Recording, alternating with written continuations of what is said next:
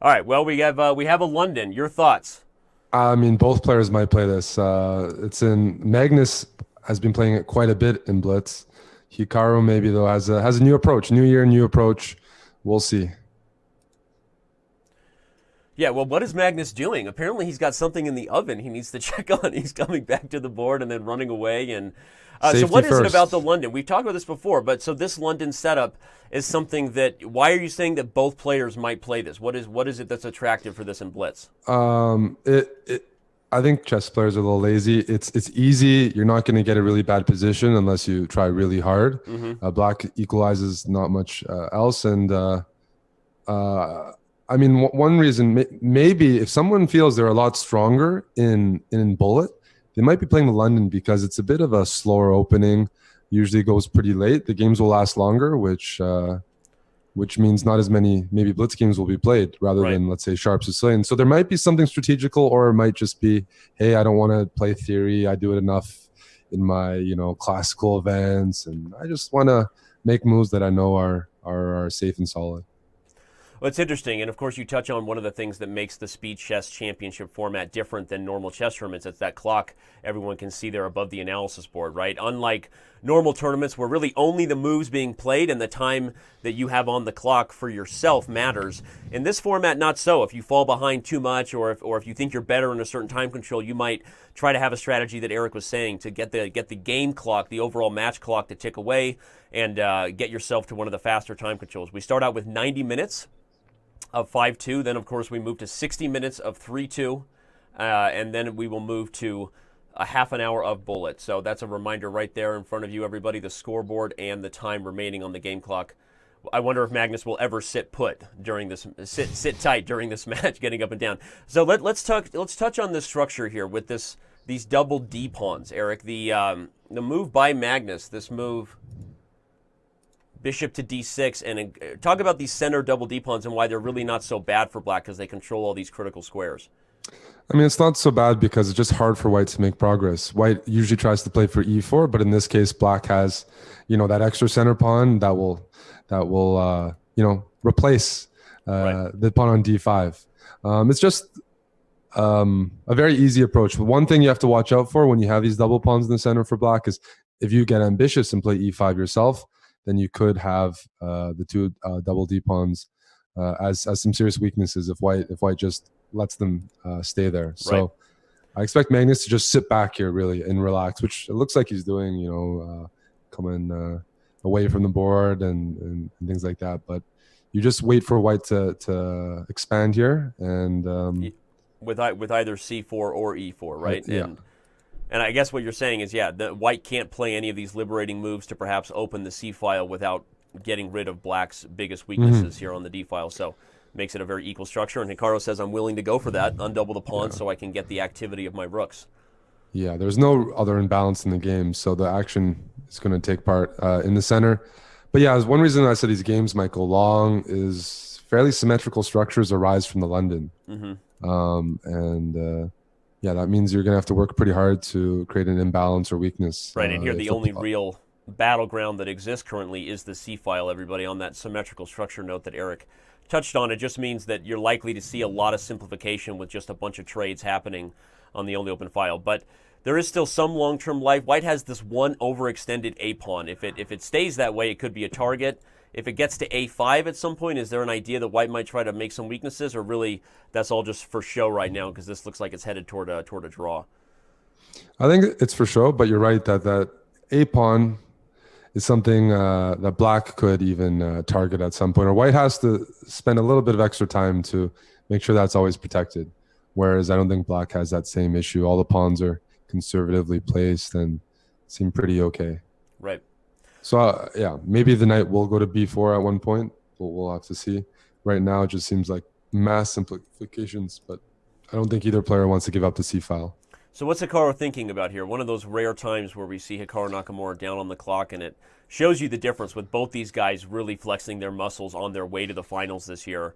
I don't want to say that neither was not challenged, but they both won pretty handedly to get here in most of their matches, and so on that note, it makes you wonder how Hikaru is going to manage his time against the one player who's really favored against him in a match. I think when he plays Magnus, he's always tempted to play a little aggressively or expand. Like in this case, e4 was the move to consider, but then he pulls back. Ooh, I like knight b4. Now it is queen takes a4 Yeah. is a threat here. The point, everybody, rook takes b4 not possible due to rook takes c1. Pretty obvious there, and you'll see that black will be completely winning. So now Hikaru has to defend a4. He does so indirectly by challenging the knight with the last move, knight d3. Shout out to our last subscriber, by the way. Thanks for all the support. Everybody tuning in all across the globe. Twitch TV, chess.com TV. Thank you for being here. And Is d5 being played in the yes. Go ahead. Oh no, d5. The rook. If it goes to b4, black just plays rook c8, and that's just an awkward looking piece. But and it's one of those things that Magnus does so well, right? Look at this. We were predicting a harmless position, and what we've got here is a 2-minute time advantage on the clock for black, and suddenly white having to make a really tough decision. Put my rook on an awkward square and give up the c-file, or sacrifice the a-pawn. How does he do it, right? How does he get life out of such simple positions, even as black? I know I'm asking you to explain genius, but do it. I'm trying here, but I think he had a good position against Hikaru. When Hikaru's moving backwards in, let's say, symmetrical positions like this, that's not where his strength is. Like he just did not know what to do for whatever reason, and he's just worse here with no prospects of any counterplay. How does Magnus get? Well, maybe he's so universal that no matter what you do, at some point, you just have to consistently keep up the same level of chess as he does, and no one has. Well, Hikaru's shaking his head there. Magnus shaking his head, but for opposite reasons, clearly enjoying whatever he's listening to. And now Hikaru's just down a pawn. Shout out to UK Geek and No Sounds. Thank you for the support. Thanks for the subs.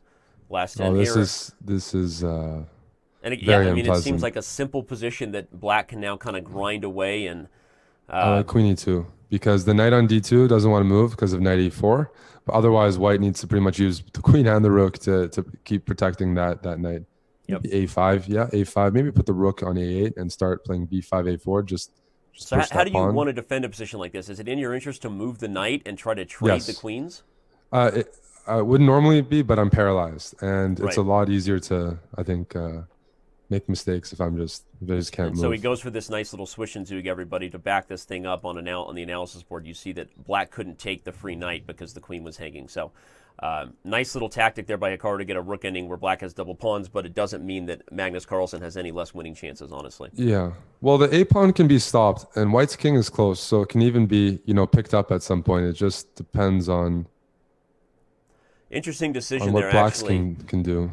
It makes it so that white owns the only open file on the board, and if a3 comes, now rook a2 prevents this rook from ever getting loose without the a-pawn falling.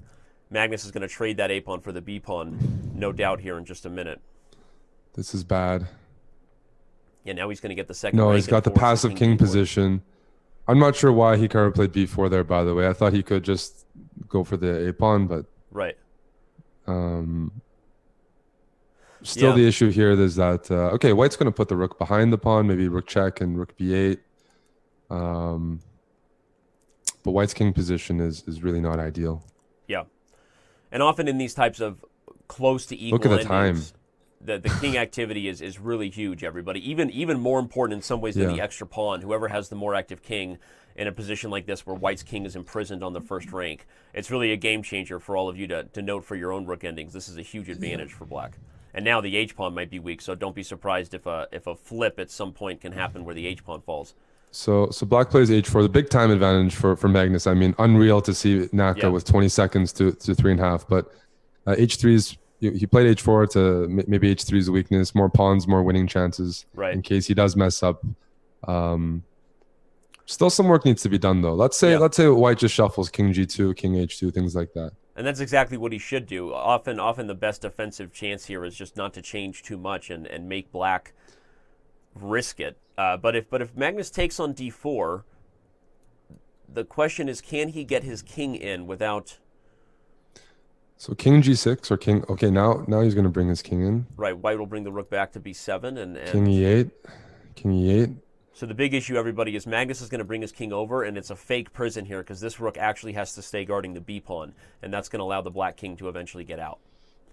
But Magnus is going to have to deal with active defense from Hikaru. g5 is trying to create some sort of crazy counterplay. Honestly, it's likely just desperation at this point, though, with time ticking away on the clock. I don't think Hikaru's holding this. No. Black's king is getting out here to f5.